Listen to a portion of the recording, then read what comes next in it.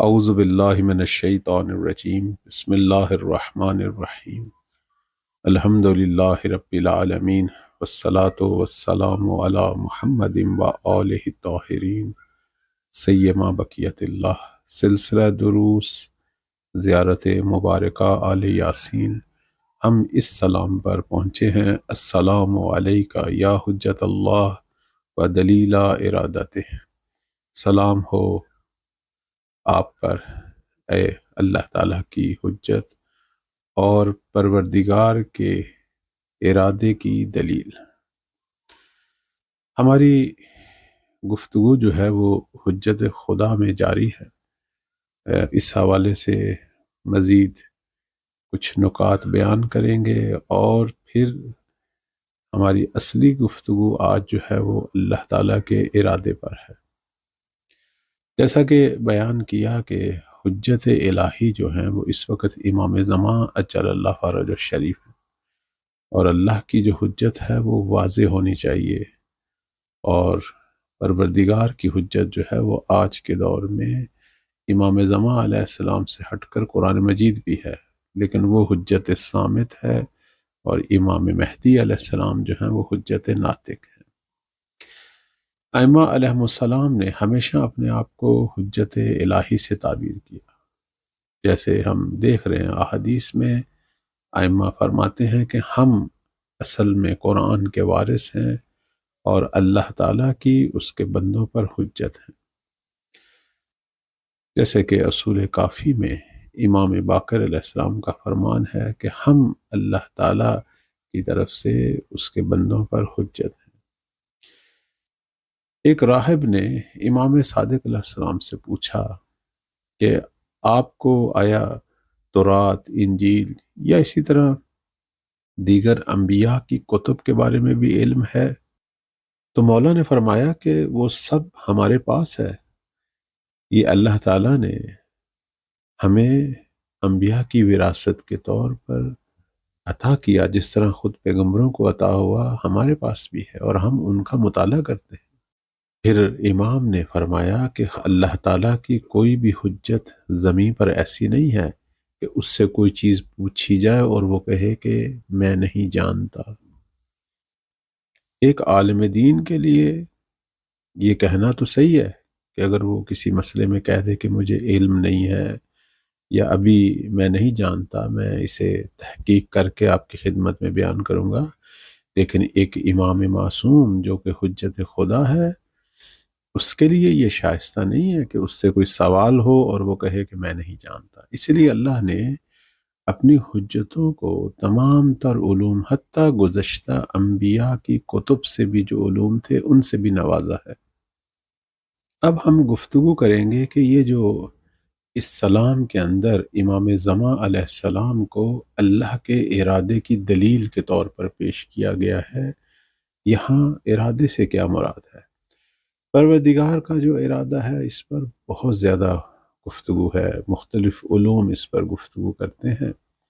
ہم صرف خلاصہ جو ہے یا چند نکات آپ کی خدمت میں بیان کریں گے۔ سب سے پہلی بات تو یہ بیان کریں گے کہ یہ جو کہا گیا ہے کہ امام اللہ کے ارادے کی دلیل ہے، تو یہاں مراد یہ ہے کہ امام کے ذریعے اللہ کا ارادہ ہم پر واضح ہوتا ہے، وہ ہمیں بتاتا ہے کہ شرعی امور کیا ہیں، خدا نے کس چیز کو حلال کیا ہے، کس چیز کو حرام کیا ہے، خدا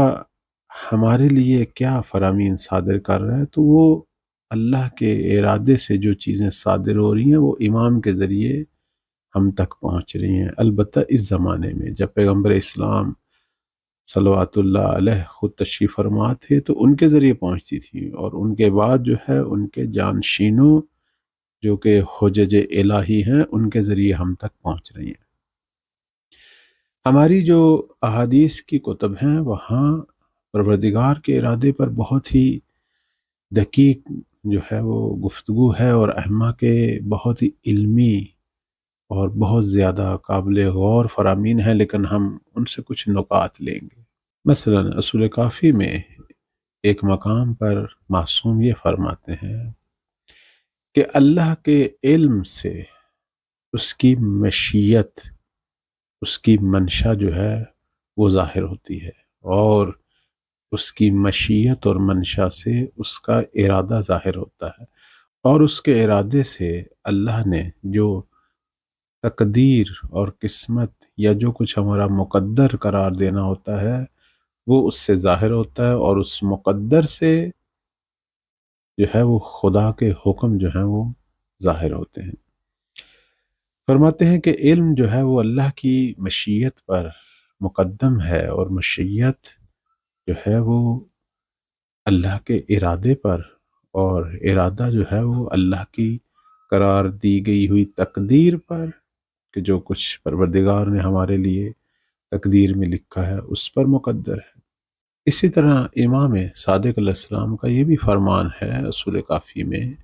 کہ زمین و آسمان میں کوئی ایسی چیز نہیں ہے کہ جس میں یہ الہی 7 خصوصیات نہ ہوں،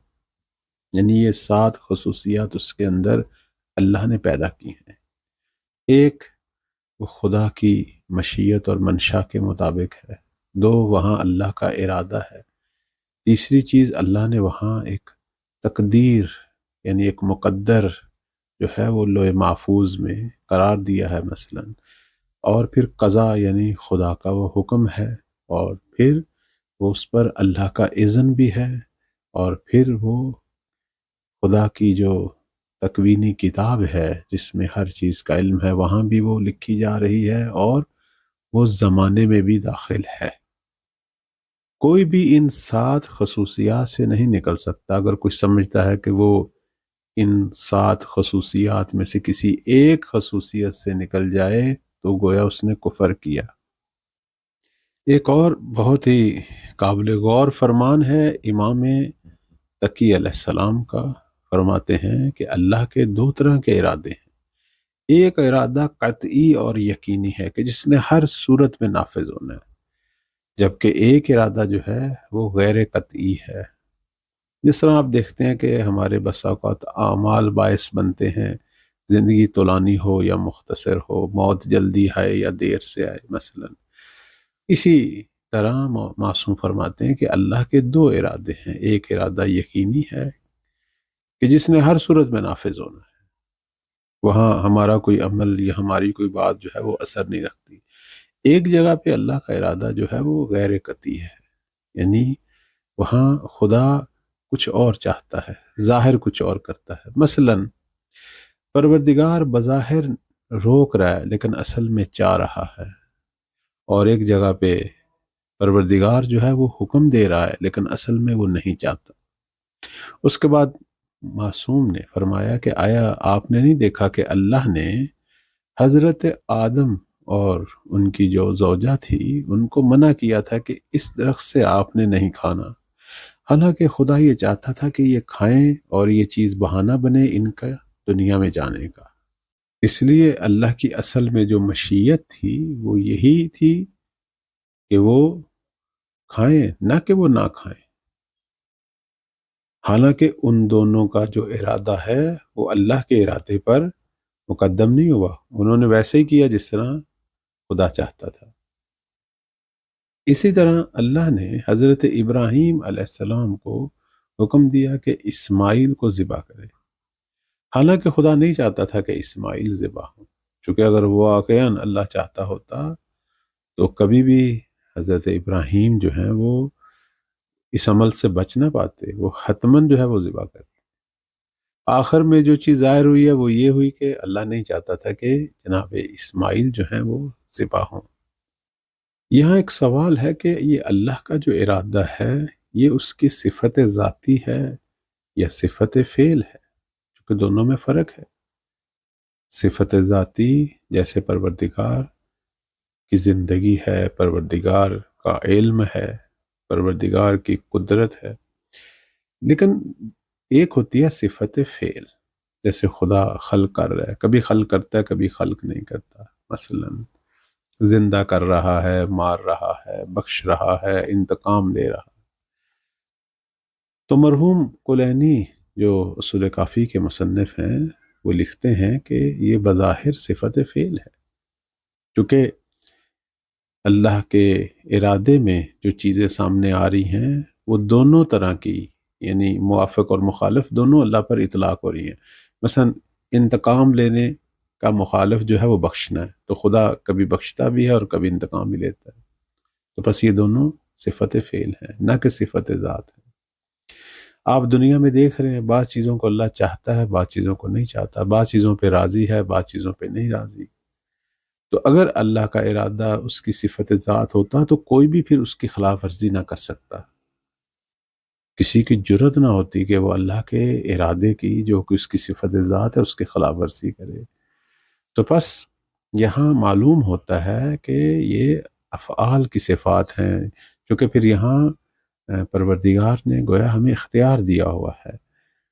تو اس اعتبار سے لوگ جو ہیں وہ دونوں طرح کی صفتیں لے رہے ہیں۔ بعض جو اس کے مطابق عمل کرتے ہیں تو وہ نیک ہیں، جو نہیں کرتے وہ فاسق ہیں، گناہگار ہیں، کافر ہیں۔ صفت ذات اور صفت فعل میں یہی فرق ہے، جیسے اللہ تعالیٰ کا علم جو ہے وہ صفت ذات ہے، اب اس کا جو مد مقابل جہالت ہے وہ اللہ پہ اطلاق نہیں کر سکتی، لیکن صفت فعل جو ہے مثلا کہ خدا کسی سے محبت کرتا ہے تو یہ صفت فعل ہے، مثلا جو اطاعت کرتے ہیں اللہ ان سے محبت کرتا ہے، تو جو نافرمانی کرتے ہیں تو اللہ اس صفت فعل کا جو مد مقابل ہے یعنی جو متضاد ہے یعنی ان سے دشمنی رکھتا ہے، تو یہ اطلاق ہوتا ہے اللہ پر۔ تو بس صفت فعل میں دونوں چیزیں اللہ پر اطلاق ہوتی ہیں، لیکن صفت ذات میں فقط موافق اطلاق ہوگی، مخالف اطلاق نہیں ہوگی۔ اللہ تعالی ہمیں توفیق دے کہ یہ علمی اور فکری جو نکات ہیں جن سے ہمارے ذہن کھلیں گے انشاءاللہ، انہیں ہم سمجھیں، پروردگار کے ساتھ ساتھ اس کے ولی کی معرفت بھی پیدا کریں۔ اللہ کے ارادے پر ابھی ہماری گفتگو جاری ہے۔ السلام علیکم ورحمۃ اللہ۔